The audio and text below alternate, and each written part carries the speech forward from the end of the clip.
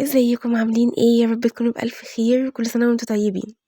لو بتحبي الخروب فالخروب فيه فوائد كويسة جدا للجهاز التنفسي وكمان مكمل غذائي. فلو بتحبي الخروب وبتحبي طعمه وعايزة تعمليه في رمضان في العزومات او ليكي تشربيه، الطريقة دي سهلة جدا وطعمه حلو جدا وكمان بدون ألوان صناعية. معايا كوباية من الخروب غسلاه ومصفياه كويس جدا، ومعايا لتر ونص من المية، ومعايا كوباية من السكر قد الخروب، يعني لو كوبايه من الخروب يبقى كمان كوبايه من السكر.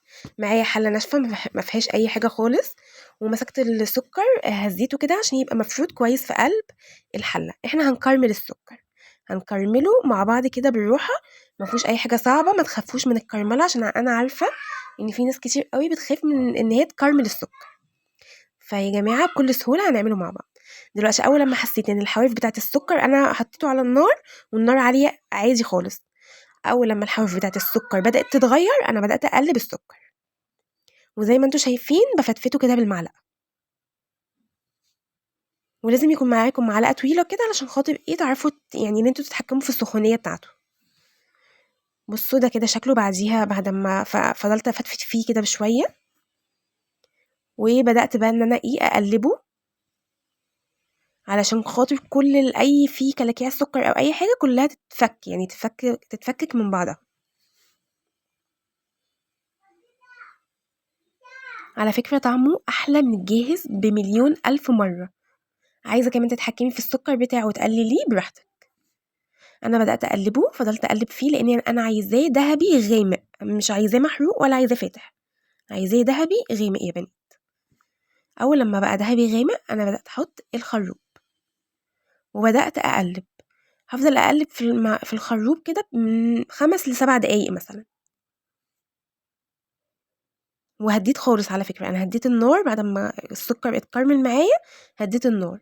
وانت برضو تتحكمي في النار، لو حسيتي ان السكر بيتكرمل وحسيتي بريحته بتطلع، لا هدي النار شويه، عليها شويه لحد ما تحسي ان السكر اخد اللون الذهبي الغامق. بعدين حطيت الميه اللي هو اللتر ونص، ممكن تحطي ميه سخنه على طول، وممكن تحطي ميه من الحنفيه. انا حطيت ميه من الحنفيه، و اول لما بتنزليه خلي بالك عشان ما يفرش، يعني ايدك تكون بعيد. وكمان اول ما هتنزليه هتحسي ان هو قفش كده في بعضه كلكع، ولا يهمك شويه هتلاقيه فك عادي جدا. اول لما هيغلي بقى كده معانا هشيله خلاص، لو في ريم هطلعه بالمعلقه مفيش خلاص، وهسيبه 10 دقايق بس يا بنات. ليه 10 دقايق بس؟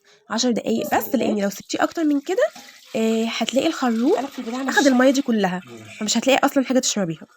وبعد ال10 دقايق انا بصفيه بالطريقه اللي انتوا شايفينها دي، بيتصفى وبيبقى زي الفل. بس ما تكتريش زي ما قلت لكم عن 10 دقايق بس، ان هي تهدى عشان تعرفي بس مثلا تمسكي مثلا الحله عايزه تصفيه على طول يبقى تمام. مش عايزينه خلاص ده. هوريكم بقى شكله تحفه، ريحته كانت جايبه اخر العماره اساسا. ما فيهوش الوان صناعيه، ريحته حلوه جدا، وممكن تعمليه في العزومات وممكن ليكي تشربيه. بجد بجد روعه وهتدعي لي. قرب بقى كده عليها، ده شكله، بصوا شكله حلو. لو وصلتي لحد هنا ما تنسيش تحطي لي لايك وتكتبي لي كومنت حلو وتشتركي في القناه وتفعلي زر الجرس عشان يوصلك كل جديد.